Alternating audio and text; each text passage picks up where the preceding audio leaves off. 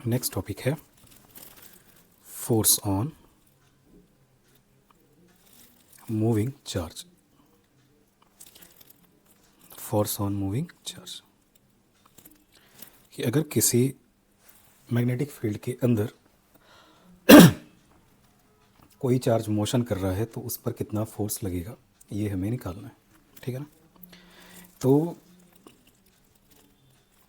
इसकी कहानी को सुन लो। मान लेते हैं मेरे पास एक मैग्नेटिक फील्ड है, एक्सटर्नल मैग्नेटिक फील्ड। ठीक है, ठीक है सर। अभी मैग्नेटिक फील्ड कैसी है? क्रॉस में, inward perpendicular to the plane. अब मैं आपसे कह रहा हूँ एक पॉजिटिव चार्ज है क्यू वैल्यू का, तो वो वी स्पीड से चल रहा है, मैग्नेटिक फील्ड भी है। इस पर कितना मैग्नेटिक फोर्स लगेगा? आप कहोगे F M is equal to vector form Q V cross B.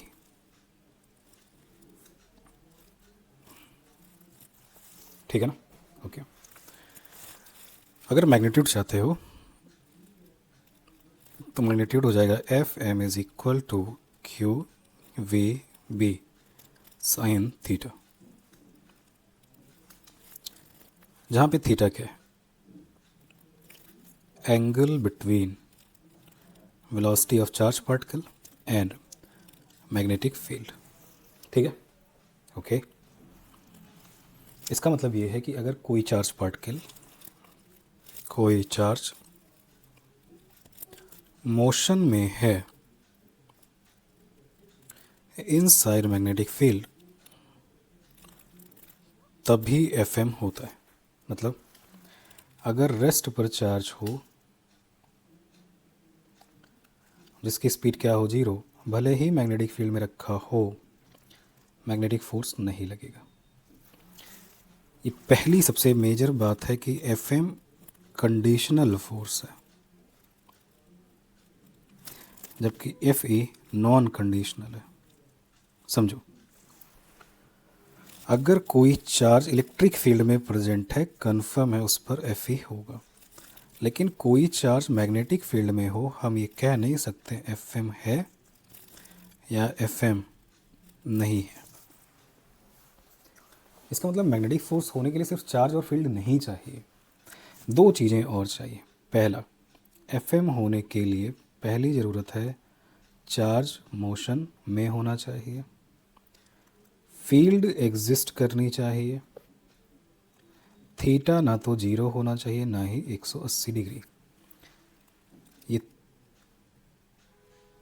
Theta other than 0 and 180, ऐसे लिखता हूँ, थीटा अदर देन 0 डिग्री और 180 डिग्री। कंडीशन समझो कि हाँ, बात सही है कि अगर कोई चार्ज मैग्नेटिक फील्ड में गया तो उस पर फोर्स लगेगा, लेकिन कंडीशन के साथ है। पहली, चार्ज का मोशन में रहना बहुत ज़रूरी है। अगर चार्ज रेस्ट पे है मैग्नेटिक फील्ड के अंदर, कोई फोर्स नहीं है। दूसरा, बी का एग्जिस्टेंस होना चाहिए, बिना बी के ऑब्वियसली एफएम नहीं लगेगा। तीसरा, थीटा 0 180 नहीं होना चाहिए। क्या होगा? जिस डायरेक्शन में बी है, अगर उसी दिशा में वेलोसिटी हो गई चार्ज की या उसके अपोजिट हो गई, तुम देखोगे इस चार्ज पर मैग्नेटिक फोर्स 0 हो जाएगा। तो डायरेक्शन भी चेक करनी पड़ेगी वेलोसिटी और बी की, कि जो चार्ज पार्टिकल की वेलोसिटी है और जो मैग्नेटिक फील्ड है, क्या वो अलोंग तो नहीं, एक दूसरे के अलोंग है तो कोई फोर्स नहीं है, किसी एंगल थीटा पे है तो फोर्स है। ठीक है, चलो, ये कंडीशन। इसका मतलब ये बात बहुत ज़रूरी है कि तुम्हें पता हो कि एफएम एक कंडीशनल फोर्स है, कंडीशन के साथ आता है, बहुत सारी कंडीशंस के साथ। एफ ई नॉन कंडीशनल है। अगर ई एग्जिस्ट करता है, चार्ज है, मोशन में हो, रेस्ट पे हो, फर्क नहीं पड़ेगा, फोर्स इलेक्ट्रोस्टैटिक फोर्स लगेगा एफ बराबर क्यू ई का। ठीक है। लेकिन अगर चार्ज मैग्नेटिक फील्ड में है तो मैग्नेटिक फोर्स हो भी सकता है और नहीं भी हो सकता है। क्लियर हो गई बात? ठीक। दूसरी बात देख लो, तो एफ एम निकालना है तो एफ बराबर Q A B sine theta, theta angle between velocity vector and magnetic field vector. F M एक कंडीशनल फोर्स है, एफ ई नॉन कंडीशनल है। अगर ई का एग्जिस्टेंस है, चार्ज है, तो फोर्स लगेगा। मोशन रेस्ट पर इससे कोई फ़र्क नहीं पड़ेगा, किस दिशा में जा रहा है इससे भी फ़र्क नहीं पड़ेगा इलेक्ट्रोस्टैटिक फोर्स के लिए। मैग्नेटिक फोर्स में मोशन चाहिए चार्ज का, फील्ड के अंदर चार्ज पार्टिकल का मोशन हो, वेलोसिटी चार्ज की बी के अलॉन्ग नहीं होनी चाहिए, ना तो 0 डिग्री ना तो 180, तब कहीं फोर्स लगेगा। समझ आ गई बात? ठीक है। डायरेक्शन,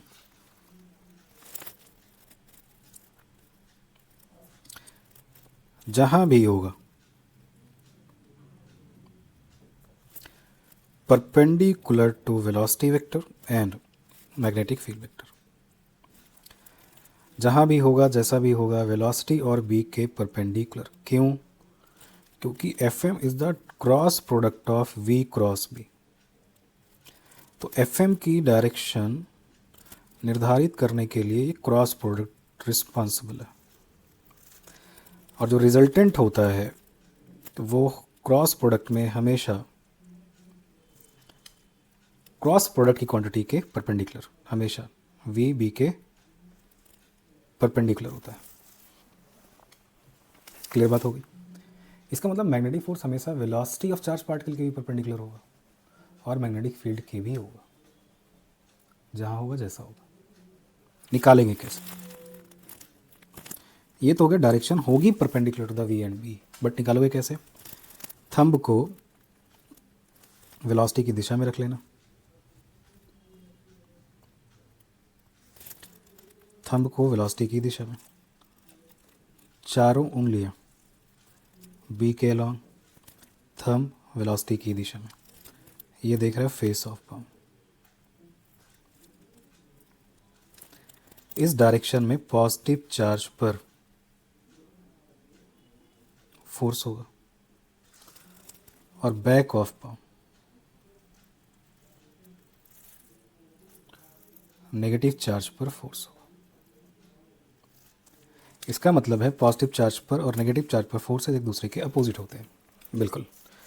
तो देखो, मान लेते हैं वेलोसिटी, ये मैग्नेटिक फील्ड है, तो वेलोसिटी की दिशा में थंब, चारों उंगलियां बी की दिशा में, फेस ऑफ पाम ऊपर की तरफ पॉजिटिव चार्ज पर फोर्स देगा, बैक ऑफ पाम नीचे की तरफ नेगेटिव पर। ये है डायरेक्शन को निकालने का तरीका। तो पहली बात याद रखनी है कि मैग्नेटिक फोर्स हमेशा वेलोसिटी और बी के परपेंडिकुलर होगा, और हमेशा राइट हैंड थंब रूल आप अप्लाई करोगे। Right hand rule, RHR, right hand rule. Thumb velocity की दिशा में, जिस दिशा में पार्टिकल जा रहा है वही वेलोसिटी होती है। तो आप बोलो वेलोसिटी की क्या डायरेक्शन होगी? याद रखो, जिधर जा रहा है वही वेलोसिटी की डायरेक्शन है। बी तुम्हें सवाल में दे देगा, चारों उंगलियां बी की तरफ, फेस ऑफ पाम जिस तरफ होगा उस तरफ पॉजिटिव चार्ज पर, बैक ऑफ पाम पर नेगेटिव चार्ज। यूज़ करना है राइट हैंड। क्लियर? ये थी पहली बात कि एफ एम कब लगता है। तो मेमोराइज कर लो, एफ एम हमेशा तब लगता है जब चार्ज मोशन में हो और वी एक दूसरे के अलॉन्ग ना हो। अलॉन्ग का मतलब एक लाइन में ना हो, 0 ना हो, 180 डिग्री ना हो, तब मैग्नेटिक फोर्स लगेगा। मैग्नेटिक फोर्स कैसा है? तुम कहोगे always perpendicular to velocity and magnetic field. बोलो, सोच के देखो, अगर कोई फोर्स वेलोसिटी के परपेंडिकुलर हो, जो कि यहाँ रहेगा, 100% वैलिड कि यहाँ फोर्स हमेशा वेलोसिटी के परपेंडिकुलर, इसका मतलब ये है work done by magnetic force is equal to 0, क्योंकि डिस्प्लेसमेंट वी की दिशा में होगा। डिस्प्लेसमेंट वेलोसिटी एक डायरेक्शन में होते हैं, एफ एम उसके परपेंडिकुलर। इसका मतलब क्या है? Speed of the charge particle will be constant.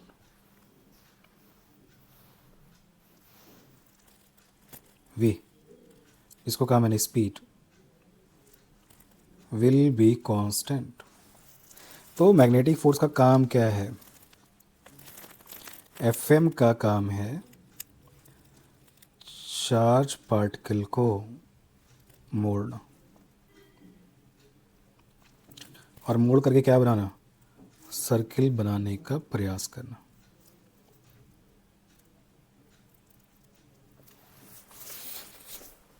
समझ लो अच्छे से, बहुत ही जानदार टॉपिक है, क्योंकि मैं हर दिन आपको एक जानदार टॉपिक लेके आता हूँ। ठीक है?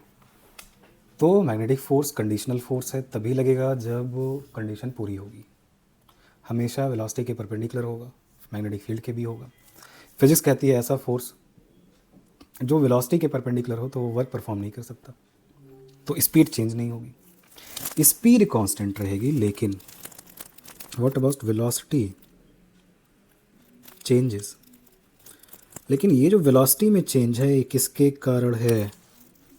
ड्यू टू डायरेक्शन, डायरेक्शन के कारण, कि लगातार डायरेक्शन बदलती जाएगी तो वेलोसिटी चेंज होती जाएगी, बट स्पीड कांस्टेंट रहेगी। एग्जांपल देता हूँ, मैंने जितना भी कुछ पढ़ा है, तो F बराबर क्यू भी साइन थीटा। लेकिन याद रखना कंडीशंस क्या है, कब लगेगी फोर्स, कैसे लगेगा, वेलोसिटी बी के परपेंडिकुलर होगा जहाँ भी होगा, डायरेक्शन कैसे निकालोगे फोर्स की, तो वेलोसिटी की दिशा में थंब करना है, चारों उंगलियाँ बी की डायरेक्शन में करना है, फेस ऑफ पाम जिस तरफ होगा उस तरफ पॉजिटिव फोर्स पर चार्ज आएगा, back of palm negative charge पर फोर्स देगा। हमेशा 90 डिग्री पर होगा वेलोसिटी के तो कोई वर्क परफॉर्म नहीं कर पाएगा, वर्क नहीं होगा तो स्पीड कांस्टेंट होगी। लेकिन चार्ज पार्टिकल लगातार अपनी दिशा को मोड़ेगा, तो मोड़ मोड़ करके क्या करना चाह रहा है? सर्किल बनाने का प्रयास करेगा। क्लियर? देखो मैंने जो तुमको एग्जांपल दिया वही देता हूँ। Cross cross cross, magnetic field inward perpendicular to the plane, कोई शक नहीं है, बिल्कुल नहीं। एक पॉजिटिव चार्ज आया, v वेलोसिटी से जा रहा है, तो वेलोसिटी इस प्लेन में है, मैग्नेटिक फोर्स इनवर्ड है। फील करोगे? करना पड़ेगा, कर लेना, ठीक है ना। मैग्नेटिक फील्ड बोर्ड के प्लेन के परपेंडिकुलर है तुम्हारी मोबाइल या लैपटॉप के, और वेलोसिटी उस प्लेन में। आ जाओ, मैग्नेटिक फोर्स वेलोसिटी की दिशा में थंब, चारों उंगलियां बी की दिशा में, फेस ऑफ पाम ऊपर, this is what magnetic force. Charge particle घूमेगा इस जगह पर, इधर, ठीक है ना। एफ एम, चार्ज पार्टिकल क्या करेगा? मुड़ेगा, और एफ एम हमेशा वेलोसिटी के परपेंडिकुलर होगा। तो एफ एम जहाँ भी होगा, सही बना देता हूँ थोड़ा सा,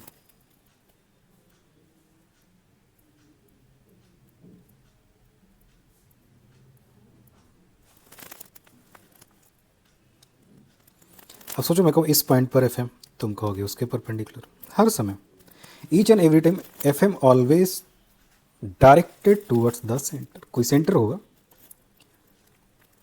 जिसके कारण सारे, जब भी पार्टिकल जहां भी होगा घूम रहा होगा, और F M directed toward the centre of the circle, जो बनाने की कोशिश में होगा। ठीक, इसका मतलब ये रुकेगा नहीं, लगातार मुड़ेगा। तो अगर मैं कंप्लीट सर्किल बनाना चाहूँ तो ध्यान से देखो,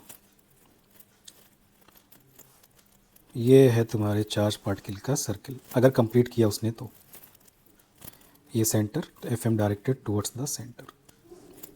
हर समय ये वेलोसिटी की दिशा,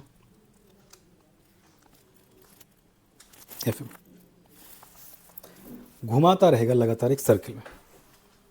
क्लियर?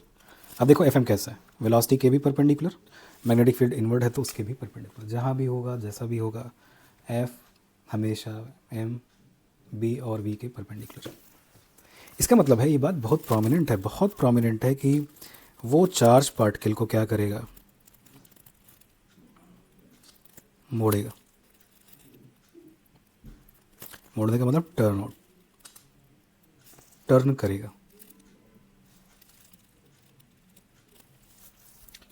जहाँ भी होगा जैसा भी होगा चार्ज पार्टिकल को टर्न आउट करेगा ही करेगा। याद रहेगा, ये बहुत ज़रूरी बात थी। अब आते हैं इसके आगे। अगर तुम इतना फील कर गए, और थोड़ा सा इमेजिन भी करना होगा कि हाँ मैग्नेटिक फील्ड इनवर्ड है, वेलोसिटी इस दिशा में है, तो चार्ज पार्टिकल पर फोर्स कैसे लगा? थंब की दिशा में, थंब वी की दिशा में, चारों उंगलियाँ बी की दिशा में, face of palm positive charge, back of palm negative charge, और हमेशा चार्ज पार्टिकल को मोड़ेगा। इसका मतलब एफ एम जब भी होगा, चार्ज पार्टिकल कभी भी सीधी रेखा पर नहीं चल सकता, कभी नहीं चल सकता। बात क्लियर हो गई? ओके। अब जब सर्किल बन रही है तो उस सर्किल की क्या होती है? एक रेडियस होती है। तो प्रॉपर्टीज फटाफट ले लेते हैं। स्पीड कांस्टेंट रहेगी, तो थ्रू आउट द मोशन, ये बात याद रखना, through out motion speed constant, circle पे घूमता रहेगा, वी चेंज नहीं होगा। डेल्टा के काइनेटिक एनर्जी में चेंज जीरो। ऑब्वियसली बात है, जब स्पीड कांस्टेंट है तो काइनेटिक एनर्जी में कोई चेंज नहीं होगा, तो काइनेटिक एनर्जी कांस्टेंट होगी तो चेंज जीरो आएगा। And work done performed by the magnetic force 0। Clear, done. इतना बेसिक कॉन्सेप्ट था, इसमें थोड़ा सा इमेजिनेशन भी है डायरेक्शन की, वो तुम करना पड़ेगा तुम्हें। इसमें थोड़ा सा क्या है बेटा, इसमें थोड़ा सा इमेजिनेशन है। किस चीज़ की? बी कहाँ है, वी कैसा है, एफ एम कैसा है, इमेजिन कर लो। और चार पार्टिकल जब भी एफ एम लगेगा हमेशा मुड़ेगा। क्लियर हो गई बात? ये पहला हिस्सा था मैग्नेटिक फोर्स का, जिससे हम समझ में आएगा चीज़ें। ओके, तो 0 और 180 के लिए कोई फोर्स नहीं है। मतलब अगर कोई चार्ज पार्टिकल की वेलोसिटी बी के अलॉन्ग है, बी की लाइन में है, कोई फोर्स नहीं। रेस्ट पर है, कोई फोर्स नहीं। मोशन चाहिए, थीटा 0 180 नहीं चाहिए, चार्ज होना चाहिए। बिना चार्ज के मैग्नेटिक फोर्स एग्जिस्ट नहीं करता। जैसे इलेक्ट्रोस्टैटिक फोर्स है चार्ज के बिना नहीं लगता, वैसे ही मैग्नेटिक फोर्स भी बिना चार्ज के एग्जिस्ट नहीं करता। मैं कहूँ एक पार्टिकल है जिसका मास m है, उस पर चार्ज नहीं है, उसको मैंने मैग्नेटिक फील्ड में रखा, रख दो, कोई फोर्स नहीं है। तो मैग्नेटिक फोर्स जो लगा किसी पर, पार्टिकल पर, वो चार्ज के कारण लगा है, बिना चार्ज के एग्जिस्ट नहीं करता। कंडीशनल फोर्स से डिमांडिंग होता है, डिमांड करता है कि ये चीज़ें तो तब लगूंगा। और इलेक्ट्रिसिटी इफेक्ट नॉन डिमांडिंग है, मतलब अगर चार्ज पार्टिकल ई के अंदर है, ई में रखा गया है, फोर्स लगेगा कैसे भी हो, रेस्ट पर हो, मोशन में हो, वेलोसिटी 90 डिग्री हो, तो इंडिपेंडेंट ऑफ वेलोसिटी है। इलेक्ट्रोस्टैटिक फोर्स लास्ट वेलोसिटी पर डिपेंड नहीं करता, बट मैग्नेटिक फोर्स डिपेंड करता है। तुम स्पीड इतना ज़्यादा करोगे, फोर्स उतना ज़्यादा बढ़ेगा, स्पीड कम करोगे, फोर्स कम होगा। Clear, done. प्रॉपर्टीज पढ़ते हैं। प्रॉपर्टी नंबर 1, जो सर्किल वो बना रहा था मुड़ मुड़ के, तो उसकी रेडियस क्या होगी? What is the radius of circle?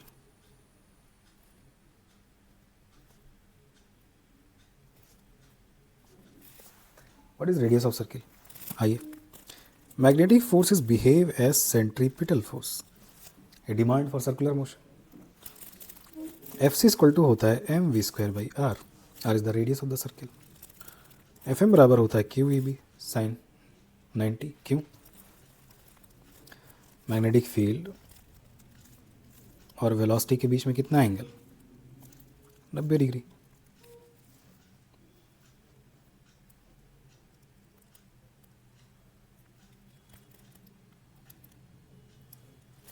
वो अलग बात है, वेलोसिटी अपनी दिशा चेंज कर रही है, लेकिन मैग्नेटिक फील्ड के से तो हमेशा क्या है, परपेंडिकुलर है।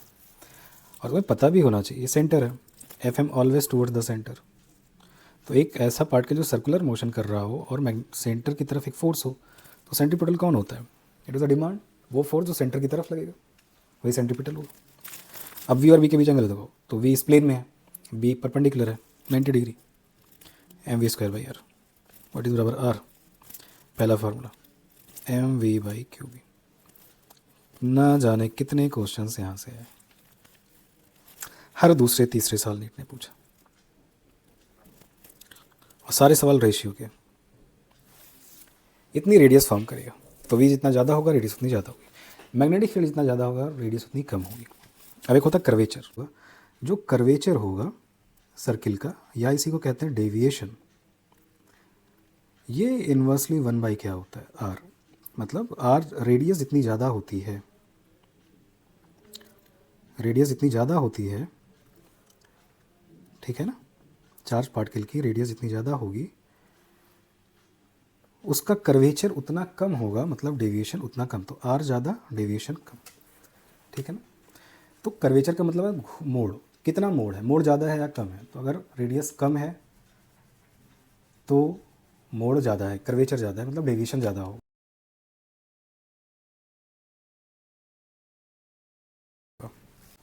इन दो फॉर्म से ना जाने कितने सवाल हैं। दूसरा, व्हाट इज टाइम पीरियड? एक चक्कर लगाने में लगा समय क्या होता है?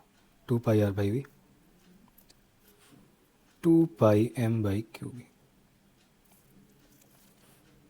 निकाल लोगे तो टी बराबर क्या हो गया? 2 pi M by Q B. ठीक है, this the time period. Time period क्या होता है? एक ऑसिलेशन को कंप्लीट करने में लगा समय। क्या मतलब? एक ऑसिलेशन को कंप्लीट करने में कितना टाइम लग रहा है, वही उसका टाइम पीरियड। तो पहला फॉर्म ये याद रखना है, बिना किसी डाउट के। दूसरा ये याद रखना है कि रेडियस इतनी ज़्यादा होगी, कर्वेचर उतना कम होगा। ठीक है, कर्वेचर जितना ज़्यादा होगा, रेडियस उतनी कम होगी। इनवर्स रिलेशन, टाइम पीरियड, ये हो गए। कोई बोले ओमेगा बता दो तो ओमेगा बराबर क्या होता है? Angular frequency 2π/t। तो यहाँ से ओमेगा बराबर क्या आ जाएगा? QB/m। This is called angular frequency. कोई दिक्कत नहीं है, कर लेंगे। ठीक है, पहली बात कंप्लीट। कोई चार्ज पार्टिकल अगर मैग्नेटिक फील्ड में मोशन कर रहा है तो force perpendicular to the velocity and B, हमेशा ऑलवेज मुड़ेगा, हमेशा मुड़ता रहेगा जब तक कि फोर्स होगा। एक रेडियस बनाएगा, उसका एक सेंटर होगा उस मोड़ का, उस कर्वेचर का जिस पर वो चल रहा होगा, और magnetic force along the radius of the circle toward the centre behave as centripetal force. R बराबर mv/qb, T बराबर 2πm/qb, ओमेगा बराबर qb/m, जहाँ पे Q क्या है? पार्टिकल पर चार्ज है, V क्या है? मैग्नेटिक फील्ड इंटेंसिटी है, V क्या है? चार्ज पार्टिकल की स्पीड है। वेलोसिटी वगैरह से तुम्हें मतलब डायरेक्शन नहीं देखनी यहाँ पे। ठीक है, स्पीड रखना है। हो गया, आगे बढ़िए। प्रोटॉन याद है सबका, न्यूट्रॉन,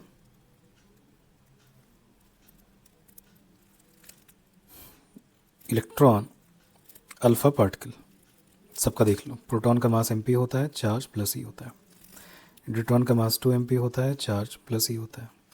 इलेक्ट्रॉन का मास mp/18 37 होता है, चार्ज माइनस ई का होता है। अल्फा पार्टिकल 4mp का मास होता है, चार्ज प्लस 2e का होता है। याद रख लेना। अल्फा पार्टिकल को क्या बोलते हैं? इसको हीलियम न्यूक्लियस कहते हैं। तो नीट ने सवाल पूछा है कि बताओ अल्फा पार्टिकल में क्या क्या होता है? 2 proton, 2 neutron, 2 electron. 2 proton, 2 neutron. क्या इलेक्ट्रॉन नहीं होते? क्योंकि अल्फा पार्टिकल क्या है? वो हीलियम का न्यूक्लियस है। तो इतनी केमिस्ट्री तो हम सबको आती है कि न्यूक्लियस के अंदर इलेक्ट्रॉन्स एग्जिस्ट नहीं करते। न्यूक्लियस के अंदर सिर्फ प्रोटॉन और न्यूट्रॉन होते हैं। 2 प्रोटॉन, 2 न्यूट्रॉन। मैंने एमपी के टर्म में क्यों रखा? ताकि मैं जब रेशियो ली तो मैं कंपेयर कर सकूं जो सवाल आते हैं। ये था पहला हिस्सा, पहला टाइप। इतना ही। इसके 3 तरह के सवाल एग्जिस्ट करते हैं। ये पहला टाइप का सवाल है। तो पहले तुम क्या करोगे? 10 मिनट खूब अच्छे से बेसिक्स पढ़ोगे। खूब अच्छे से मतलब थोड़ा सा फील करके, इमेजिन करके, लिख लिख के। उसके बाद तुम आओगे मैग्नेटिक फोर्स निकालने पर by right hand thumb rule. फिर तुम ये मान कहोगे कि हाँ फोर्स हमेशा चार्ज को मोड़ेगा क्योंकि वो वेलोसिटी के परपेंडिकुलर है, और ऐसे फोर्सेस जो वेलोसिटी के परपेंडिकुलर होते हैं उनका यही काम होता है, चार्ज पार्टिकल की दिशा को मोड़ना। जबकि स्पीड क्या रहेगी? कांस्टेंट। काइनेटिक एनर्जी में कोई चेंज नहीं, work done by the force always zero, किसी कंडीशन में नॉन जीरो नहीं होगा। ठीक है, इतनी बातें याद रहेंगी। तो पहले टाइप का सवाल यहाँ से स्टार्ट होता है। कहाँ से स्टार्ट होता है? यहाँ से। पहला type, radius, curvature, time period, angular frequency. कर लोगे? बिल्कुल कर लेंगे। Next type number 2। टाइप 2, इसी में टाइप 2 की क्या कहानी है? देखो टाइप 2 क्या है।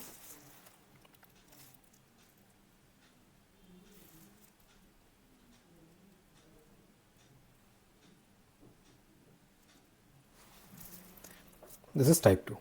टाइप 2 क्या है? ध्यान से सुनो। उन्होंने हमसे कहा एक बाउंड्री है।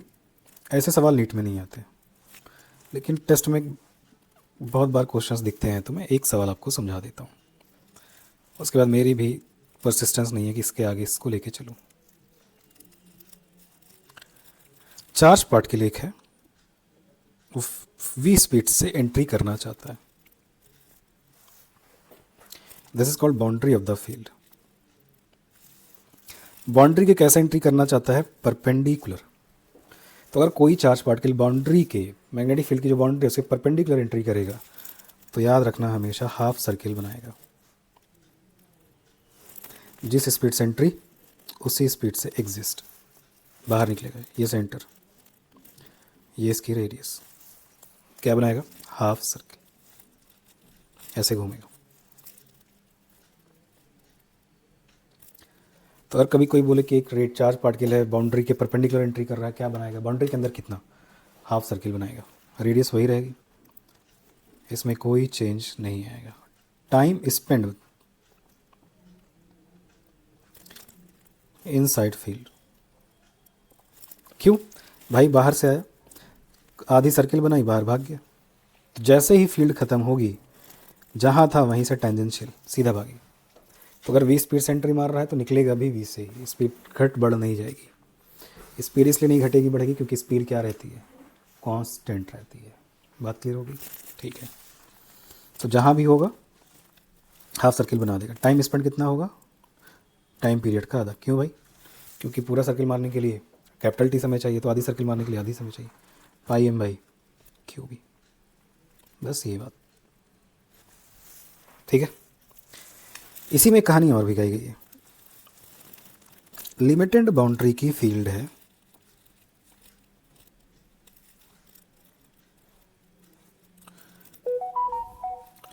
एक चार्ज पार्टिकल एंट्री कर रहा है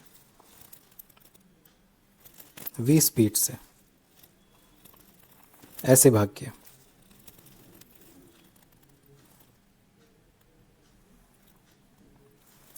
ऐसे क्यों भाग गया? मुड़ा मुड़ के ऐसे सीधा निकल गया।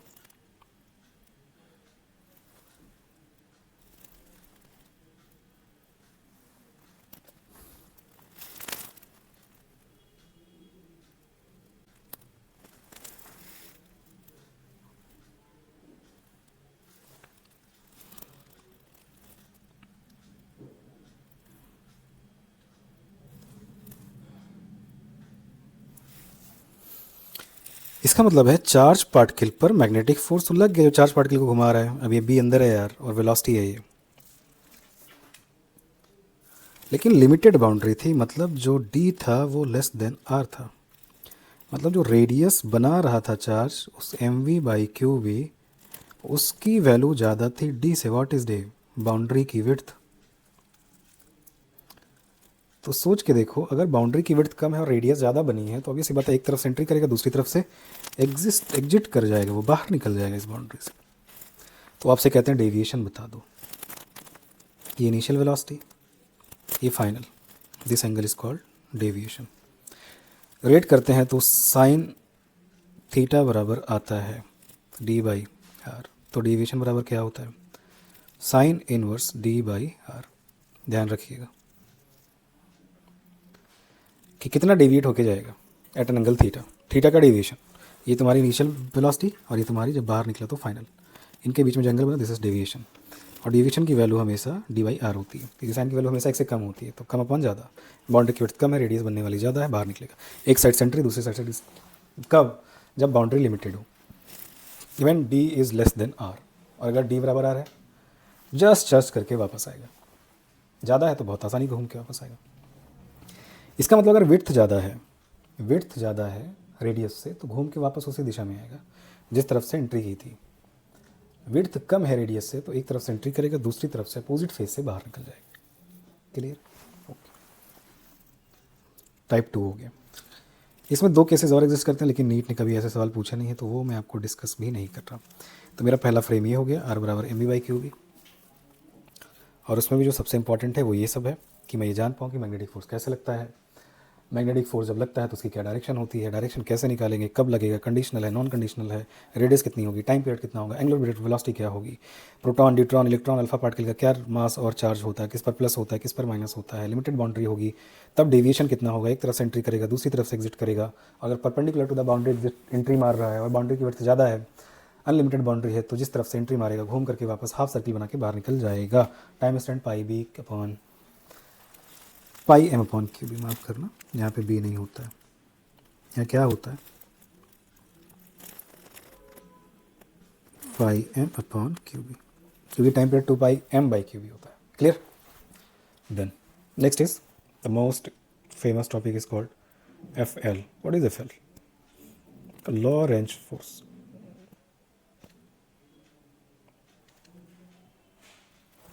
हमसे कहेगा लॉरेंज फोर्स के बारे में बात करो, कोई नई चीज़ तो नहीं है। अगर नई चीज़ होती तो सोचता कि हाँ भाई नई है, but it is not a नई चीज़। अब सवाल है रेडियस में क्या एक फार्मूला है, आर बराबर M V by Q B? नहीं। इसके वेरिएंट्स देखो ताकि आपको पता रहे। आर बराबर होता है M V by Q B, जहाँ एम वी होता है वहाँ होता है P by Q B momentum, जहाँ पी होता है वहाँ होता है under root two M K by Q B, जहाँ के होता है वहाँ होता है two M Q B Q we.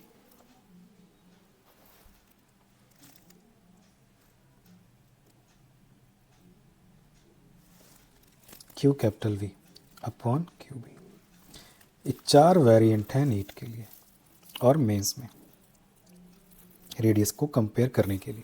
मतलब स्पीड की बात करें पहला फार्मूला लगाना, मोमेंटम की बात करें दूसरा लगाना, काइनेटिक की बात करें चार्ज पार्टिकल की तीसरा लगाना। और अगर ये सवाल कहे कि एक चार्ज पार्टिकल को वी पोटेंशियल डिफरेंस से एक्सेलरेट किया, एक चार्ज पार्टिकल को वी पोटेंशियल से एक्सेलरेट किया, तो चौथा फार्मूला। 4 फॉर्म है, चारों पर नीट ने क्वेश्चंस पूछे हैं।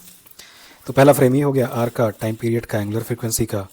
फिर हमने कहा कि अगर एक बाउंड्री हो, मैग्नेटिक फील्ड एक पर्टिकुलर रीजन में हो, अनलिमिटेड हो, और परपेंडिकुलर एंट्री करे कोई चार्ज पार्टिकल बी के तो फील्ड के, तो तुम बोलोगे आधी सर्किल मार करके बाहर निकल जाएगा, जैसे आया था उसी दिशा में वापस return without change in speed. Time spend पूछेंगे, पाई एम बाई क्यू भी कर देना। लिमिटेड बाउंड्री हो कि बाउंड्री की विड्थ जो है वो रेडियस जो बनने वाली है चार्ज पार्टिकल की घूमने में उससे कम हो, तो जब डी लेस देन आर होगा तो एक तरफ से एंट्री करेगा, दूसरी तरफ से एग्जिट, कुछ डेविएशन करेगा। This deviation is equal to sine inverse D by R, जहाँ पे डी क्या है मैग्नेटिक फील्ड की विड्थ है, आर चार्ज पार्टिकल की रेडियस। निकाल लोगे लॉरेंज फोर्स। लॉरेंज फोर्स क्या होता है देखो, Lorentz force it is a sum of electric force and magnetic force. कोई स्पेशल चीज नहीं है। कहते हैं जब किसी रीजन में E and B both exist तब लगता है लॉरेंज फोर्स। तो मुझे क्या करना है, मुझे लॉरेंज फोर्स निकालना है, तो मैं क्या करूँगा, एक तो मैं एफ ई निकालूंगा कि एफ ई की क्या दिशा है, फिर उसकी वैल्यू, फिर मैं एफ एम देखूंगा कि एफ एम की क्या डायरेक्शन है, फिर उसकी वैल्यू। एफ ई बराबर क्यू ई, कोई डाउट बिल्कुल नहीं, और एफ एम बराबर Q V B sine theta. अगर थीटा 90 है तो क्यू वी बी। तो मैं पहले डायरेक्शन देखूंगा, फिर वैल्यू निकालूंगा, फिर क्या कर दूंगा वेक्टर एडिशन। मैग्नीट्यूड चाहिए under root F A square plus F M square plus 2FE FM cos theta. खत्म। This is called Lorentz force. कि किसी रीजन में दो जन हैं, ए भी है बी भी है, अब कोई चार्ज पार्टिकल एंट्री करता है उस रीजन में, तो अब दो फोर्सेस लग जाएंगे, एक इलेक्ट्रोस्टैटिक फोर्स FE जिसकी वैल्यू QE के बराबर होती है, एक मैग्नेटिक फोर्स लगेगा QVB साइन थीटा, और दोनों की दिशा बना के वेक्टर का एडिशन कर लेना है, लॉरेंज आ जाएगा। कंप्लीट। ओके, फिर वही बात मैं यहाँ समझा देता हूँ। कंडीशनल कौन है, FM कंडीशनल फोर्स है, मतलब चार्ज पार्टिकल की वेलोसिटी भी चाहिए, V अलॉन्ग B के नहीं होना चाहिए, तब फोर्स लगेगा। जबकि FE क्या है, नॉन कंडीशनल है, कि कोई भी चार्ज पार्टिकल अगर एंट्री करेगा इलेक्ट्रिक फील्ड में तो QE के बराबर फोर्स होगा। पॉजिटिव चार्ज पर फोर्स E की डायरेक्शन में लगता है, नेगेटिव चार्ज पे फोर्स E के अपोजिट लगता है। तो पॉजिटिव पर E की डायरेक्शन में वेलोसिटी का कोई लफड़ा नहीं है भाई इलेक्ट्रोस्टैटिक फोर्स के लिए, ना ना ना, वेलोसिटी हो ना हो, इधर जाए आसमान में जाए ज़मीन में जाए, कोई फ़र्क नहीं पड़ता। जिस दिशा में E है पॉजिटिव चार्ज पर उसी दिशा में फोर्स लगेगा, चाहे वो कहीं जा रहा हो। जैसे देखो मैं कहूँ एक पर चार्ज पार्टिकल है, इस दिशा में जा रहा है, इलेक्ट्रिक फील्ड इधर है, बोलो फोर्स किधर लगेगा, इस तरफ लगेगा, उसको व्यू से मतलब नहीं है। बोले एक नेगेटिव चार्ज है, वो इस दिशा में जा रहा है, इलेक्ट्रिक फील्ड इधर है, बताओ फोर्स किधर लगेगा, E के अपोजिट लगेगा, उसको कोई फ़र्क नहीं पड़ता है। एफ की वैल्यू कितनी होगी, QE, charge without sign, sign का काम तो डायरेक्शन में है, वो मैंने पहले बना दिया, तो पहले दिशा फिर वैल्यू, दिशा वैल्यू दिशा वैल्यू, पहले डायरेक्शन देखनी है फिर वैल्यू बनानी है। और चार्ज को साइन के साथ प्लेस नहीं करना। ये मैग्नेटिक फोर्स के लिए भी है और ये इलेक्ट्रोस्टैटिक फोर्स के लिए भी। Charge without sign.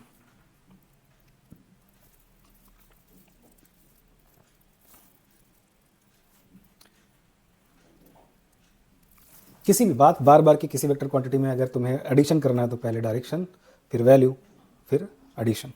Without charge, value हमेशा चार्ज के बिना, साइन के, माफ करना, वैल्यू हमेशा विदाउट साइन होना चाहिए, विदाउट साइन होना चाहिए, ठीक है ना।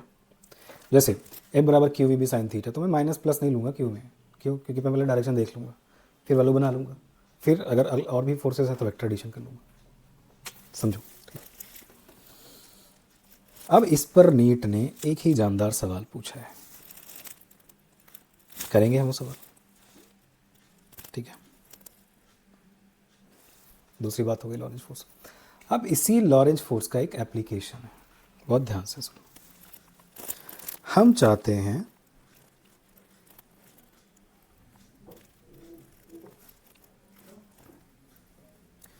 चार्ज पार्टिकल अनडेविएटेड जाए, मतलब सीधी रेखा में चार्ज पार्टिकल चलता हुआ चला जाए, जबकि जिस रीजन में जा रहा है E भी है और B भी है, दोनों एग्जिस्ट करते हैं। तो तुम कहोगे FM भी लग सकता है, FE भी लग सकता है। व्हाट इज प्रोबेबिलिटी, किस प्रोबेबिलिटी में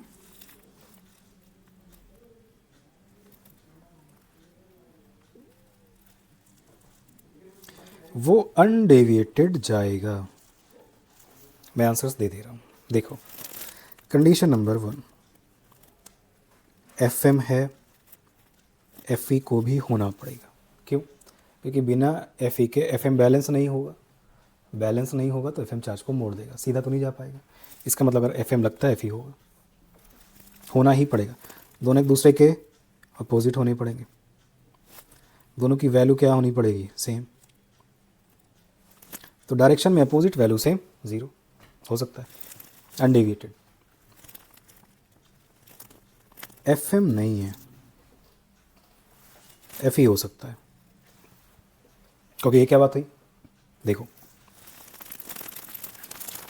जिस दिशा में चार्ज पार्टिकल जा रहा है, अगर FE उसी दिशा में लग गया, सीधा ही तो जाएगा, या उसके अपोजिट लग जाए, सीधा ही तो जाएगा। इसका मतलब अगर FE अलोंग द V है, सीधा चल रहा है, तो FE कभी भी मोड़ेगा नहीं, मोड़ेगा नहीं, अनडिविएटेड। तो या तो दोनों हो, या FM ना हो, FE हो, या हाँ दोनों ही ना हो। 3 कंडीशंस में सीधा जाएगा, सीधा। वो अलग बात है, दूसरी कंडीशन में या तो स्पीड बढ़ेगी या तो घटेगी। क्यों? क्योंकि फोर्स या तो E की दिशा में, वेलोसिटी की दिशा में होगा, या उसके अपोजिट होगा, लेकिन अलोंग द वे ही होगा, V के अलोंग होगा, सीधा चलेगा। ये कंडीशन। अब जब भी सवाल है, यही 3 बातें हैं। बोले FM है तो FE को होना ही पड़ेगा, डायरेक्शन अपोजिट, वैल्यू सेम। बोले FM नहीं है, FE हो सकता है। बोले FM FE दोनों नहीं है, दोनों चलेगा। तीनों आंसर्स हो सकते हैं। लेकिन अगर यही सवाल है विद कांस्टेंट वेलोसिटी जाना है, अनडेविएटेड नहीं, कांस्टेंट वेलोसिटी, मतलब स्पीड ना तो बढ़नी चाहिए ना घटनी चाहिए, सीधा जा रहा है, जाने दीजिए कांस्टेंट स्पीड के साथ। अब कुछ और कहानी है। FM है, FE भी होना पड़ेगा, एक दूसरे के अपोजिट, वैल्यू में same, net force 0, no acceleration, constant velocity. FM नहीं है, FE को भी नहीं होना चाहिए।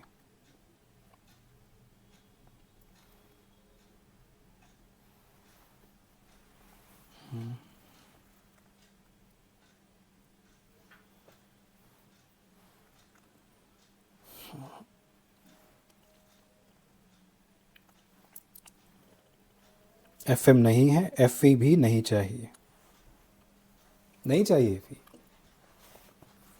ठीक है। या अगर FE हो, FE चाहिए ही नहीं यार, FE चाहिए नहीं, तो FM नहीं, FE नहीं, या तो दोनों होने चाहिए या तो दोनों ही नहीं होने चाहिए फॉर कांस्टेंट वेलोसिटी। अगर दोनों हैं, दोनों दूसरे के अपोजिट होने चाहिए। Always opposite. कैसे? तो ये दो कंडीशंस हैं। तो अब से विदाउट डेविएशन सवाल है या विद कांस्टेंट वेलोसिटी सवाल है। जैसा सवाल होगा वैसा आंसर देना है। अगर कांस्टेंट वेलोसिटी है तो एफ एम है तो एफ ए भी मेरे को चाहिए, सेम वैल्यू पर चाहिए, डायरेक्शन अपोजिट चाहिए। प्रोबेबिलिटी है तो टिक करोगे हाँ दोनों। एफ एम नहीं है तो मुझे एफ ई भी नहीं चाहिए, क्योंकि एफ ई होगा तो साले को अब या तो स्पीड बढ़ा देगा, घटा देगा, दिशा को मोड़ देगा, कुछ तो करेगा फोर्स।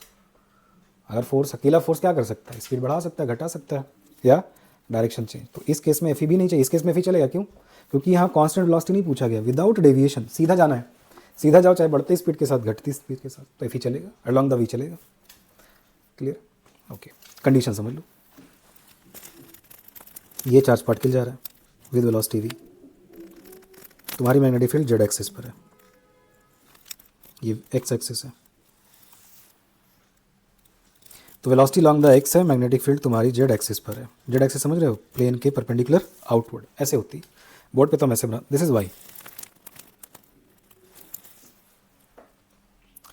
तो अगर म्यूचुअली तीनों एक दूसरे के परपेंडिकुलर है, ठीक है ना, तो अब यह है ई की दिशा। तो वी बी ई हमेशा एक दूसरे के परपेंडिकुलर अगर हैं, तो अगर वेलोसिटी एक्स में है, मैग्नेटिक फील्ड बी में है, तो इलेक्ट्रिक फील्ड वाई में होगी। ये फिक्स्ड है, ठीक है। और तुम बोल रहे हो अगर हम कांस्टेंट वेलोसिटी से लेना जाना चाहते हैं कि जैसे चार्ज पार्टिकल जा रहा है वैसे ही चले, तो देखो मैग्नेटिक फोर्स किधर लगा? नीचे की तरफ, माइनस जे पर। चेक कर लेना। अरे वेलोसिटी थम वेलोसिटी की दिशा में बी बाहर डाउनवर्ड। अगर ये पॉजिटिव चार्ज है तो एफ ई किधर लगा? Along the E. Without constant velocity जाना चाहते हो, F L must be equal to zero. तो तुम क्या बोलोगे? क्या बोलोगे तुम बोलोगे it is a sum of F E plus F M equal to zero. F E कितना? Q E. एफ एम कितना? Q V cross B. उधर लेके जाओ बच्चे, तो ई बराबर क्या आ जाएगा? Minus of V cross B. Minus अंदर डालो, बी क्रॉस वी। ये परपेंडिकुलर, म्यूचुअली परपेंडिकुलर का केस है। म्यूचुअल परपेंडिकुलर कि जब बी ई और वी एक दूसरे के परपेंडिकुलर हो तो कैसा ज्ञान होगा? तो एफ एम एफ एक दूसरे के अपोजिट होंगे, इस तरीके से बनेगा। अब यहाँ समझ लो, ई की डायरेक्शन निकालना चाहते हो, बी क्रॉस वी करो। वी की डायरेक्शन निकालना चाहते हो, वैल्यू नहीं डायरेक्शन। वी की डायरेक्शन निकालना चाहते हो, क्या करो? डायरेक्शन के लिए ई क्रॉस बी करो। बी की दिशा निकालना चाहते हो, कैसे निकालोगे? वी क्रॉस ई करो फॉर डायरेक्शन। जैसा कि इस साल नीट ने 2025 में 2 क्वेश्चंस एक ही जगह से पूछे। तो बेटा अगर तीनों परपेंडिकुलर है तो तुम कहोगे ई बराबर बी इंटू वी, वी बराबर ई बाई बी।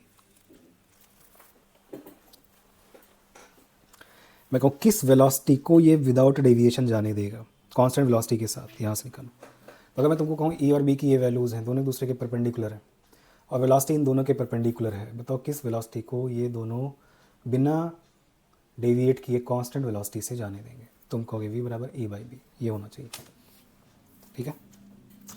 तो अगर म्यूचुअली परपेंडिकुलर है तो ये वैल्यूज़ नहीं कैलकुलेट करवाना ना, ओनली फॉर डायरेक्शन। इससे तुम सिर्फ क्या निकालोगे? डायरेक्शन निकालोगे। क्लियर हो गया? तो एक केस है कि अगर म्यूचुअली परपेंडिकुलर हो तो वेलोसिटी अगर एक्स में है तो मैग्नेटिक फील्ड जेड में होगी, इलेक्ट्रिक फील्ड वाई में होगी।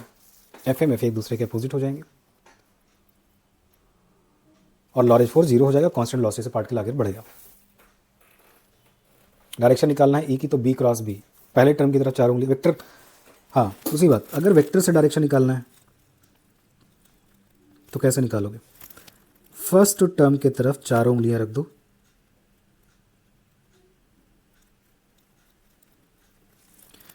और सेकेंड टर्म की तरफ घुमा दो, थंब दिशा दे देगा।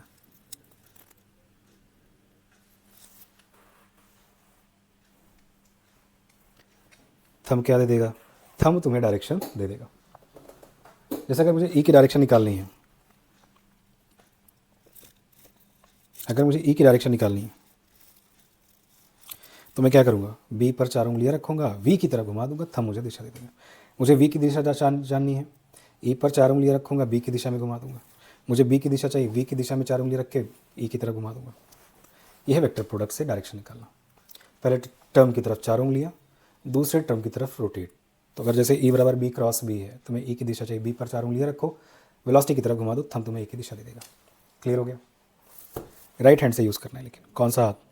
Right hand.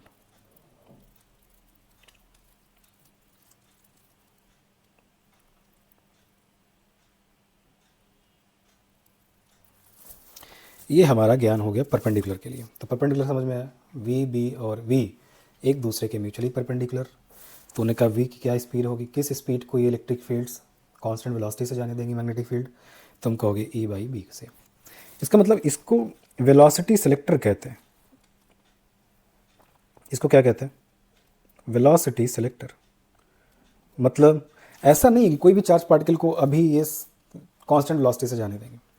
देखो भाई, मैंने ई फिक्स किया, बी फिक्स किया, ठीक है। अब मैं बी को जेड पर ले लेता हूँ, ई को वाई पर ले लेता हूँ, और चार्ज पार्टिकल को भेजना स्टार्ट करता हूँ एक्स एक्सिस के अलावा, म्यूचुअली परपेंडिकुलर। अलग अलग तरह की वेलोसिटीज़ के चार्ज पार्टिकल उस रीजन में जा रहे हैं। क्या लगता है क्या सबको वो कांस्टेंट वेलोसिटी से जाने देगा? नहीं। किसको?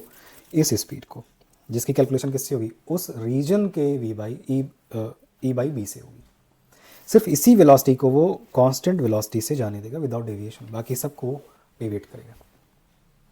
जिसकी स्पीड इस स्पीड से कम होगी उस पर एफ ई डोमिनेट कर जाएगा, और जिस चार्ज पार्टिकल की स्पीड इस स्पीड से ज़्यादा होगी उस पर एफ एम डोमिनेट कर जाएगा। तो एक जाएगा एफ ई की दिशा में, एक जाएगा एफ एम की दिशा में। वही सीधे सीधे जाएंगे जिनकी वेलोसिटी ई बाई बी के बराबर है। तो वेलोसिटी सिलेक्टर कौन कर रहा है? ई और बी कर रहे हैं। वो कैसे हैं आपस में? Mutually perpendicular. उन पर फोर्स कैसा है? एक दूसरे के opposite. What ever the nature of charge, plus minus इससे कोई फर्क नहीं पड़ता। क्लियर हो गया? तो ये सारा कॉन्सेप्ट इंडिपेंडेंट ऑफ क्या है? Independent of charge nature.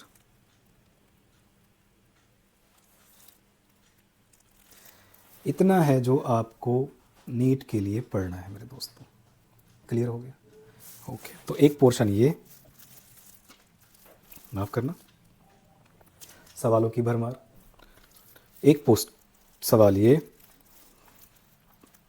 एक सवाल लॉरेंज फोर्स, एक सवाल radius and curvature. Okay, radius ज़्यादा कर्वेचर कम, रेडियस कम कर्वेचर ज़्यादा, सही है।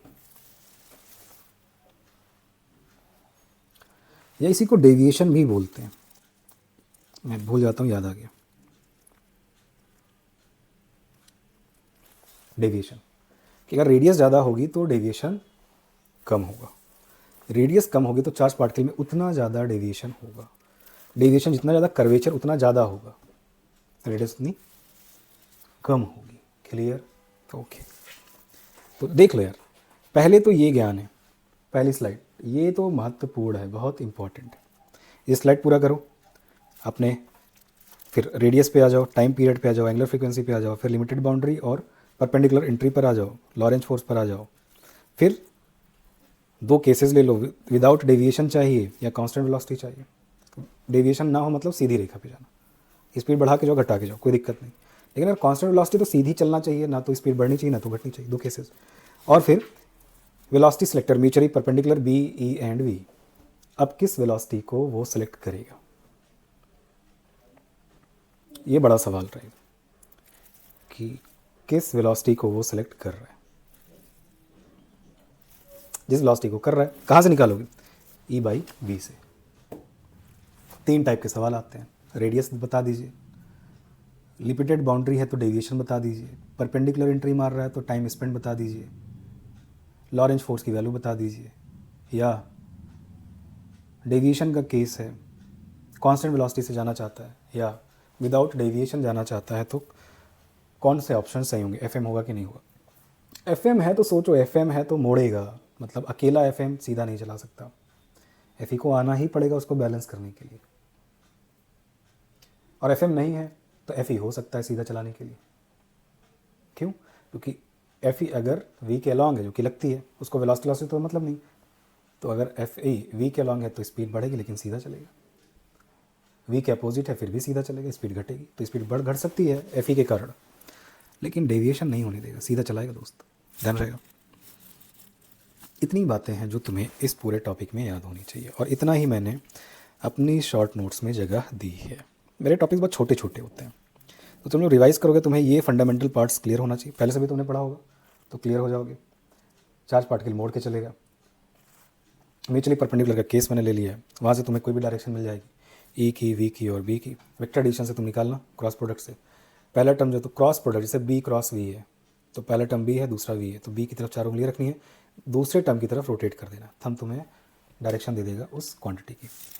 जैसे E बराबर B क्रॉस V है, तो मुझसे कोई कहे E की दिशा बताओ, तो मैं क्या करूँगा, B मैग्नेटिक फील्ड की तरफ 4 उंगलियाँ रखूँगा, वेलोसिटी की तरफ रोटेट कर दूँगा, तब मुझे E की दिशा दे देगा। ठीक है, किस वेलोसिटी को सिलेक्ट करेंगे, E बाई B की वैल्यू पर, कि जो चार्ज पार्टिकल की वेलोसिटी E बाई B के बराबर होगी वही सिलेक्ट होंगे विदाउट डेविएशन, कांस्टेंट वेलोसिटी से जाएंगे, बाकी सब डेविएट हो जाएंगे, कोई दूसरी वेलोसिटी होगी तो। हो गया, this is the concept of the magnetic force on moving charge.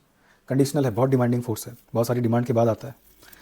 Radius 4 फार्मूले हो गए, कंपेयर कर लेंगे, अल्फा, प्रोटॉन, प्रोटॉन, न्यूट्रॉन, जो भी पूछेगा। यहाँ से देख लेंगे कि डेविएशन चाहिए या कांस्टेंट वेलोसिटी चाहिए या डेविएशन नहीं चाहिए। ठीक है ना, डन। क्वेश्चन नंबर 18, इसमें कहा गया है फ्रीक्वेंसी बता दीजिए 1/t, टी की जगह पे 2πm/क्यूबी, एफ बराबर क्या आ गया बेटा, क्यूबी अपॉन 2πm।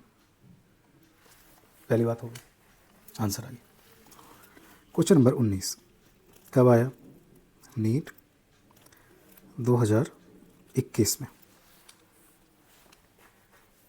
क्या होता है, उन्हें कहा मेरे पास एक करंट कैरिंग वायर है, करंट 5 एम्पियर की है, एक इलेक्ट्रॉन इस रीजन में है, इस 10⁵ मीटर पर सेकेंड से जा रहा है। क्वेश्चन नंबर 19 पढ़िए आप, ठीक है। ये दूरी 20 सेंटीमीटर है, आप बता दो कितना फोर्स लगेगा। व्हाट इज फोर्स, F बराबर QVB साइन थीटा, मैंने लिख दी। इलेक्ट्रॉन जहाँ है वहाँ B तो होगा, फोर्स पूछा गया है तो B किसका है। दो तरह के सवाल, या तो कॉपी में आपको पेपर में B बना के दे देंगे तो उसका सोर्स नहीं देंगे, बता देंगे B इतना है, डायरेक्शन दे देंगे, या सोर्स दे देंगे B बनाएंगे नहीं। अब यहाँ पे उन्होंने क्या किया है, सोर्स दिया है B का, कौन, वायर, करंट कैरिंग वायर। तुम भी निकालो पहले, कितनी दूरी पर, 20 सेंटीमीटर दूर, क्या मान के, इनफाइनाइट वायर। बोलो B बराबर कितना होगा, तुम कहोगे μ0I अपॉन इनफाइनाइट वायर के लिए 2πr, R कितना है यहाँ पे 20 सेंटीमीटर। डायरेक्शन देखो, थंब करंट की दिशा में 4 उंगलियां पॉइंट की तरफ, फेस ऑफ पाम क्या आया, तुम कहोगे सर फेस ऑफ पाम तो डॉट आ गया, मतलब फील्ड लाइंस कैसी होंगी, डॉट में होंगी वायर की।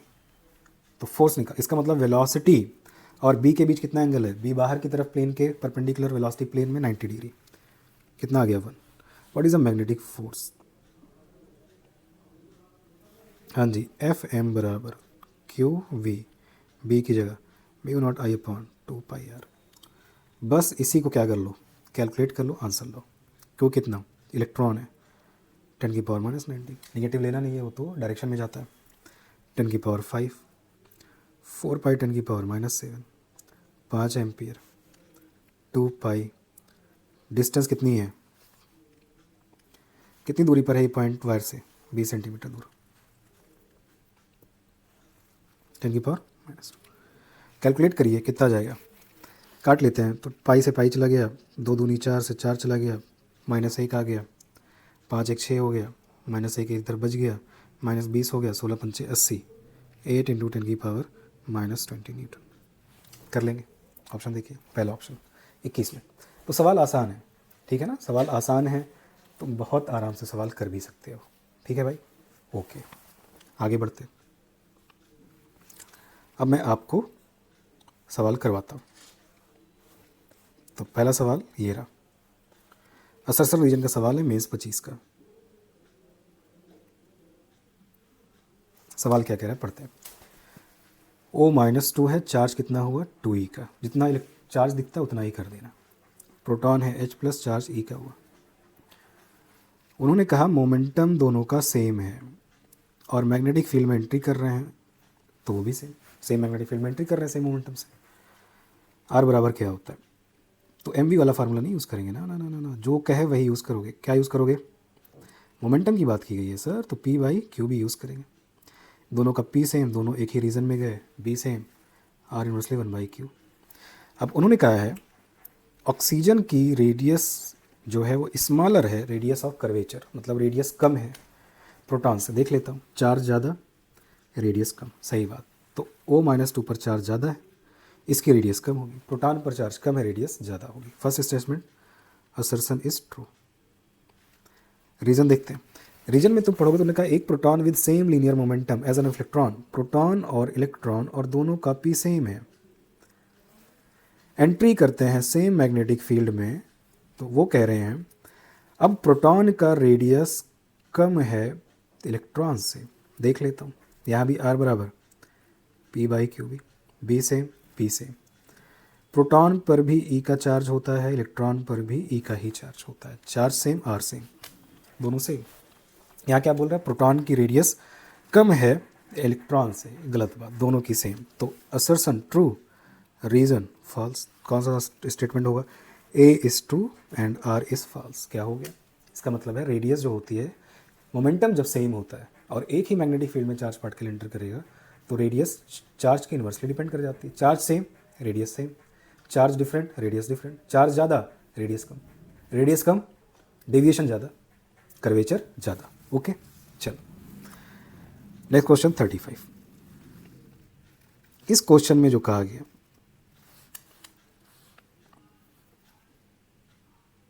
क्या कहा गया, पार्टिकल चार्ज Q है, काइनेटिक एनर्जी मास M है, काइनेटिक एनर्जी K है, इंटर करता है perpendicular to its velocity, circular arc बनाता है। आर्क का E के साथ रिलेशन, कोई दिक्कत नहीं है। आर बराबर क्या होता है, काइनेटिक के टर्म में बताइए, √2mk/qb। जो चार्ज आ रहा है उसका मास कांस्टेंट है, उस पर चार्ज फिक्स्ड है, जिस रीजन में जा रहा है उसका बी कांस्टेंट है, परपेंडिकुलर एंट्री कर रहा है। R is inversely depends on √k। क्या लिखोगे, R square directly depends on k। कैसा ग्राफ, हाइपर बोला। किसकी तरफ मुड़ेगा, सिंगल पावर की तरफ। तो जब ग्राफ बनाओगे रेडियस और ई का, तो इस तरफ ग्राफ क्या होगा, मुड़ जाएगा। क्या बात क्लियर हो गई। Option number B, single power की तरफ पैराबोला मुड़ जाता है। हो गया। ये कब आया, मेंस 2025 में। अभी तक 2 साल मैंने मेंस के कराए।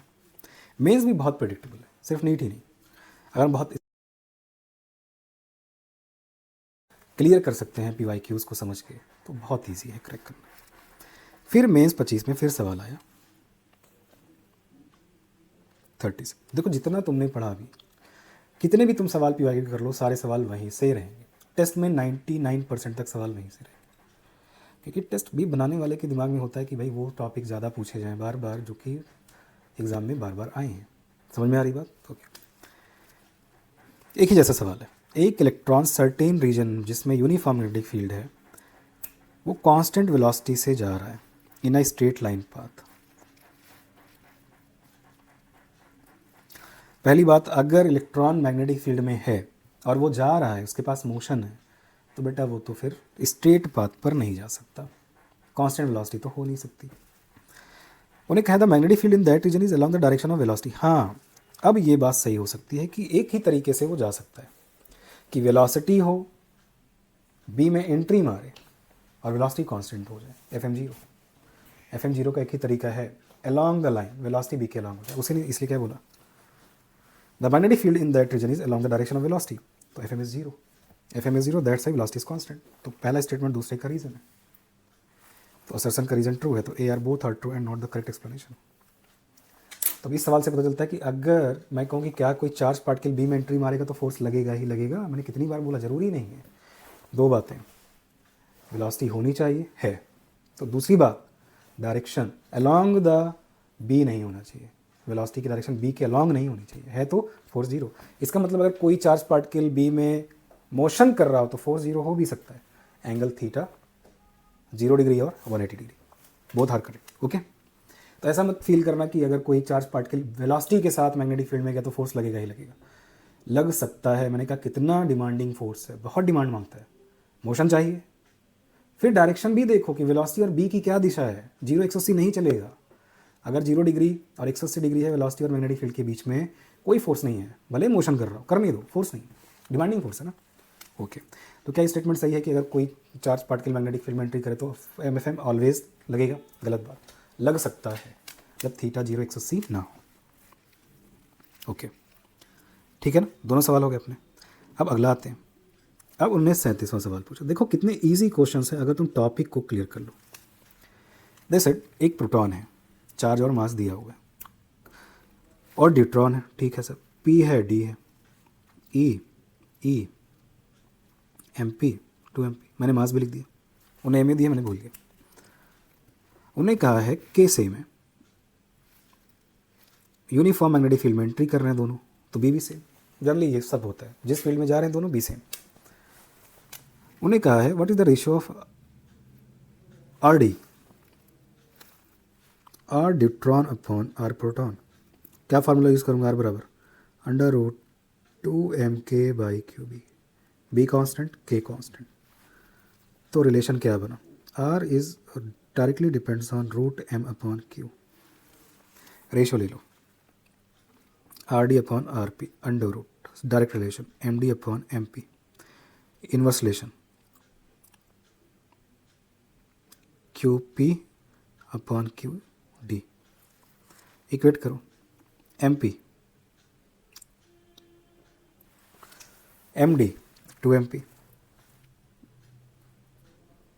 प्रोटॉन का मास एम पी, प्रोटॉन पे चार्ज ए, ड्यूट्रॉन पे 2e, √2/2।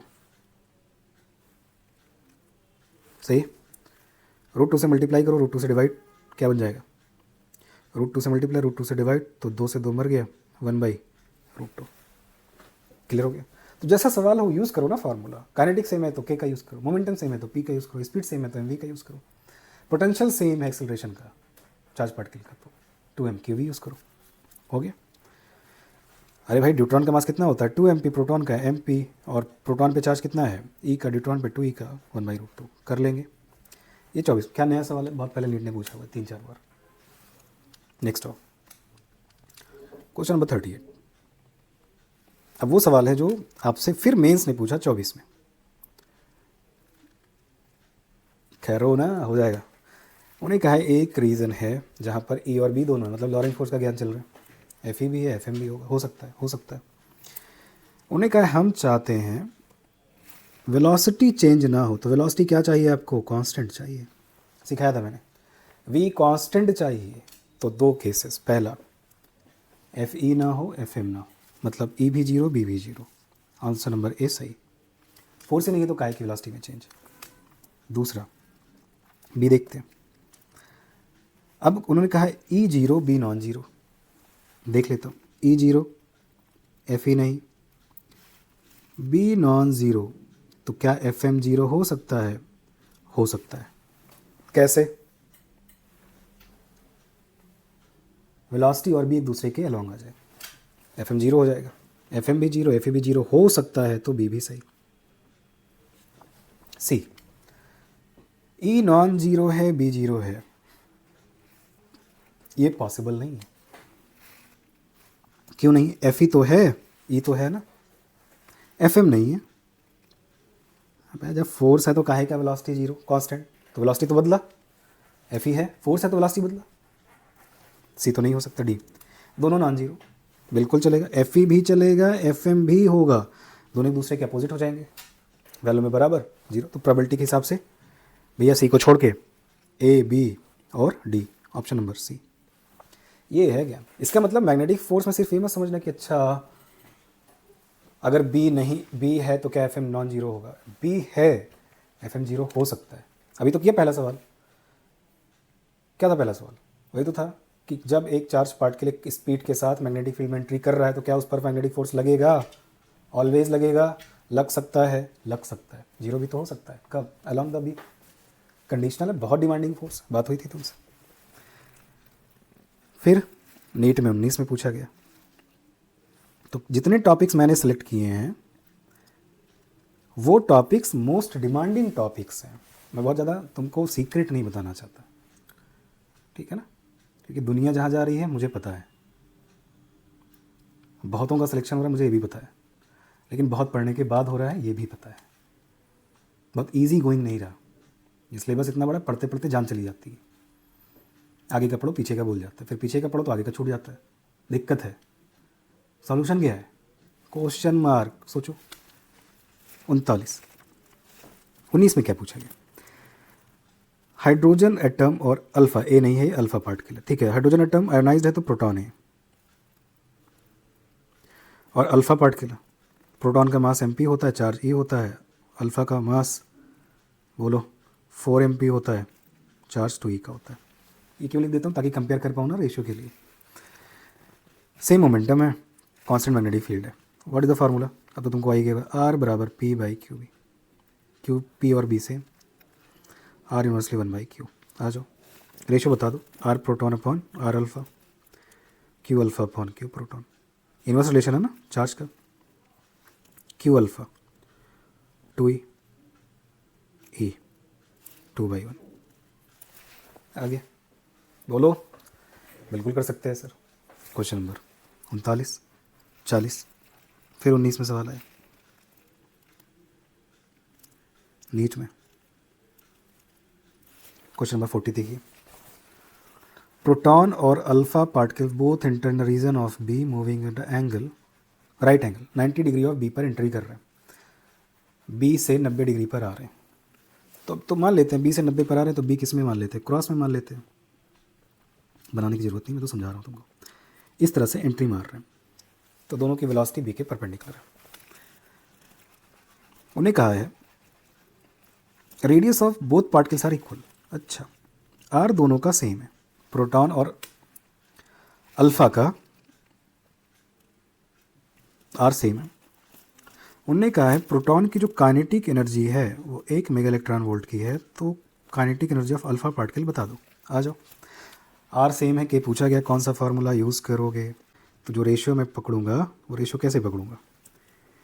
मैं कहूँगा मैं रूट हटाता हूँ तो क्यू पर स्क्वायर आ जाएगा, इसका मतलब एम के डायरेक्टली डिपेंड्स ऑन के स्क्वायर। देख ले भैया, तो के is directly depends on Q square by 2m। समझ में आया? ये है क्या? अब रेशियो लो,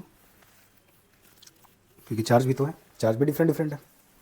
आइए के, अरे भाई आजा, K alpha upon K proton, तो Q alpha upon Q proton का whole square, direct relation, into mass of inverse relation proton upon mass of alpha. रखो 2e अल्फा का e प्रोटॉन का स्क्वायर, प्रोटॉन का मास mp, अल्फा का 4mp। काट डालो, 2 दूनी 4, 4 से 4, के अल्फा बराबर के प्रोटॉन, कितना? 1 मेगा इलेक्ट्रॉन वोल्ट। सेम कर लेंगे, बिल्कुल कर लेंगे, ईजी है, समझ में तो आ रहा है साफ साफ, ठीक है ना। चलो, तो क्यू को मत छोड़ देना, मैंने क्यू को छोड़ दिया था पहली बार में गलती से, 1 मेगा इलेक्ट्रॉन। अब जितने सवाल हैं, 41 सवाल है,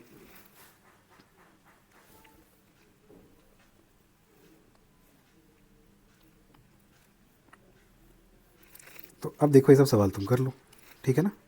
ये हो गया, ये हो गया, है ना। और ये सवाल जो पूछा गया है ये कब पूछा गया? नीट 2025 में। अच्छा चलो कर लेता हूँ। क्वेश्चन नंबर 41, पहले सवाल पढ़वा देता हूँ।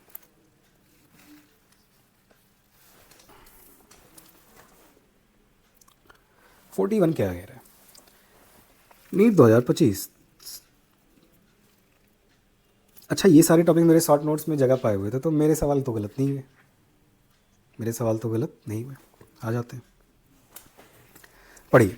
इलेक्ट्रॉन है, इतना मास है, इतना चार्ज है, इतनी स्पीड से जा रहा है, सी स्पीड ऑफ द लाइट है। मैग्नेटिक फील्ड इतनी है, परपेंडिकुलर दिशा है, मतलब वी और बी के बीच 90 डिग्री, साइन 90 ए। We wish to apply a uniform electric field together with magnetic field, so electron does not deflect. ये सवाल है, इलेक्ट्रॉन डिफ्लेक्ट ना करे भैया, बता दो ई और बी कैसे होंगे आपस में, ठीक है, और ई की क्या वैल्यू होगी। तुम सोचो अगर डिफ्लेक्शन नहीं चाहिए, तुमने पढ़ा v बराबर होता है ई बाई बी, और यहाँ ई बी के परपेंडिकुलर है। तो याद रखना मैं जुगाड़ दे रहा हूँ, जब वेलोसिटी बी के परपेंडिकुलर होती है, जब वेलोसिटी बी के परपेंडिकुलर होती है तो मस्ट होगा इलेक्ट्रिक फील्ड उन दोनों के परपेंडिकुलर। इसका मतलब जो केस बना म्यूचुअली परपेंडिकुलर का बना है, समझ लेना अच्छे से। v और b के बीच कुछ भी एंगल चलेगा, लेकिन e तो उन दोनों के परपेंडिकुलर ही होता है। ये फार्मूला फॉर परपेंडिकुलर एक दूसरे के अगर है तो। मैंने कहा e की वैल्यू बता दो, मैंने कहा e बराबर लो v इंटू बी, किस स्पीड से जा रहा है, c बाई 100, कितनी मैग्नेटिक फील्ड में जा रहा है, -4 टेस्ला। c का मतलब 3 गुणा 10⁸8/100 गुणा 9 गुणा 10⁻⁻4, 9 चौक 36 गुणा 4 2 6 10⁻²। आप आंसर भिड़ाओ, 27 होता है, माफ करना यार, 9 3 27, 9 चौक 36 लिख दिया था, 27 10⁻²। बोलो, और ई पैरेलल टू बी, पागल है गया, पैरेलल तो हो ही नहीं सकता, होगा तो परपेंडिकुलर होगा। ई बी हमेशा, ई और बी याद रख लेना, always perpendicular to each other in constant velocity case. E और बी तो हमेशा परपेंडिकुलर ही होते हैं, अगर तुम्हें कांस्टेंट वेलोसिटी चाहिए तो फिक्स है, देख लेना, कहीं भी देख लेना। अगर तुम चाहते हो एक चार्ज पार्टिकल अनडेविएटेड जाए, कांस्टेंट वेलोसिटी से जाए, कांस्टेंट वेलोसिटी से जाए, तो ई और बी हमेशा परपेंडिकुलर, ओके। ई कभी भी बी के साथ कोई एंगल नहीं बनाता, हमेशा 90 बनाता है for velocity selector constant velocity के केस में। क्या सवाल था यार, ई परपेंडिकुलर टू बी 27 × 10⁻², आ गया ना, वोल्ट पर मीटर, ऑप्शन डी। चलिए बहुत बढ़िया। क्या लगता, ऐसा ही सवाल दूसरा भी था, 2 सवाल पूछे गए थे ना, सिमिलर था, v बराबर ई बाई बी, वेलोसिटी कांस्टेंट। जब वेलोसिटी, अब फिर से सुन लो, जब वेलोसिटी कांस्टेंट होगी चार्ज पार्टिकल की ई और बी में, और वेलोसिटी बी के परपेंडिकुलर है, तो ई परपेंडिकुलर होता ही होता है वी और बी के, याद रखना, ठीक है ना, समझ में आया, याद रहना चाहिए।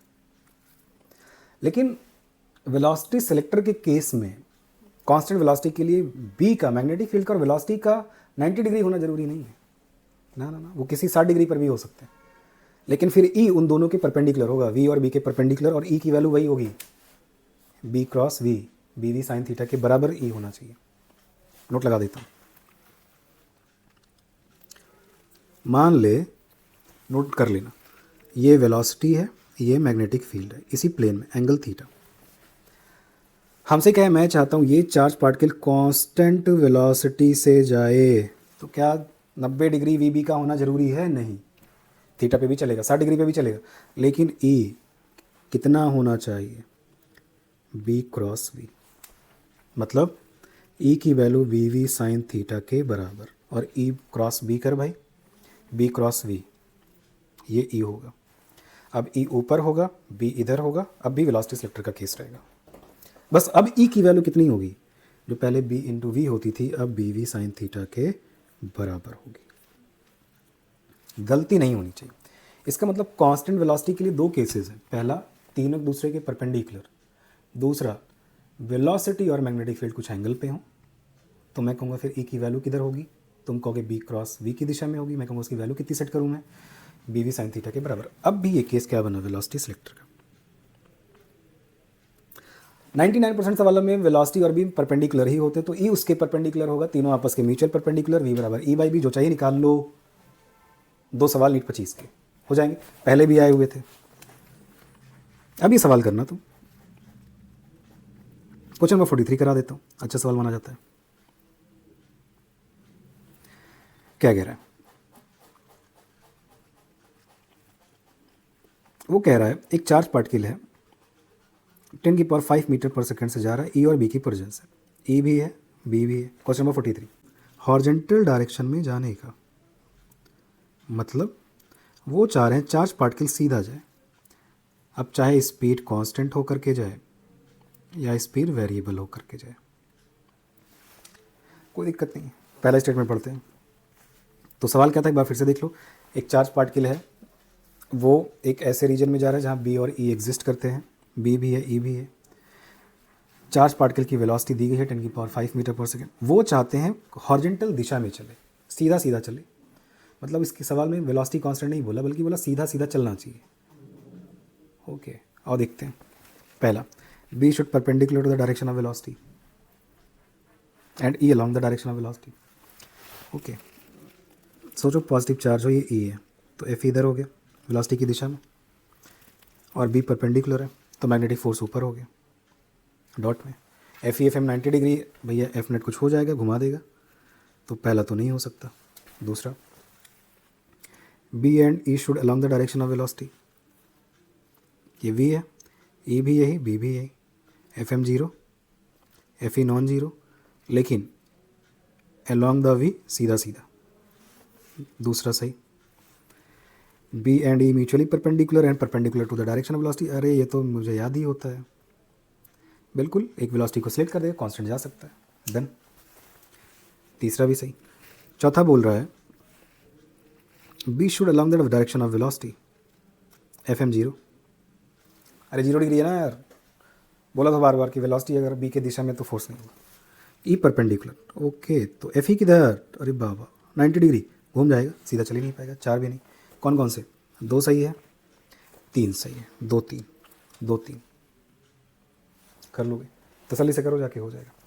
अब जितने तरह के सवाल थे मैंने करवा दिए, ठीक है ना। अब ये सब सवाल करना आसानी से हो जाएंगे। एक सवाल और करवा देता हूँ, काम को पूरा करता हूँ। दिस इज क्वेश्चन नंबर 44, पुराना सवाल है, बहुत अच्छी नॉलेज लेके आया था 2013 में। कब आया था, नीट में। ऐसा नहीं नीट वाले अच्छे सवाल नहीं पूछते, काफ़ी अच्छे सवाल पूछते हैं। सवाल ध्यान से सुन लेना यार, बहुत इंपॉर्टेंट है। एक स्पेस है नॉर्थ ईस्ट वेस्ट। सवाल ये बोल रहा है, उन्होंने कहा जब हमने एक पॉजिटिव चार्ज को, कैसे चार्ज को, पॉजिटिव चार्ज को हमने रिलीज किया, उस समय v कितना, 0। तो रिलीज करने पर देखा हमने कि जो एक्सेलरेशन आया वेस्ट की दिशा में a नॉट। सवाल ये बोल रहा है, मेरा आपसे सवाल है, अगर किसी रीजन में b और e दोनों होते, मैं एक चार्ज पार्टिकल को ऐसे छोड़ता और स्पीड नहीं है इस समय, और छोड़ते एक्सेलरेशन वेस्ट पर होता, तो विदाउट स्पीड कौन सा force, F E. Positive charge है तो ई की दिशा वेस्ट के अलोंग, फोर्स कितना, क्यू ई के बराबर, एफ बराबर एम ए, इलेक्ट्रॉन है E capital E, acceleration A naught, what is the value of E, M A naught by E, किस दिशा में, वेस्ट। अरे सोचना यार, स्पीड नहीं है, फोर्स लग गया। इलेक्ट्रिक फोर्स ही तो ये काम कर सकती है, मैग्नेटिक तो कर नहीं सकती। मैग्नेटिक नहीं कर सकती तो गैप कर उसको। एक्सेलरेशन पॉजिटिव चार्ज का किस दिशा में, वेस्ट, तो फोर्स किस दिशा में, पॉजिटिव चार्ज का, जिस दिशा में एक्सेलरेशन है ना, किस दिशा में है, वेस्ट की दिशा में फोर्स है, तो यार पॉजिटिव चार्ज पे ही किस दिशा में है, जिस दिशा में फोर्स हो, वेस्ट की दिशा में। आगे अब दूसरा केस सुन। तो ये तो मिल गया, बहुत आसान था।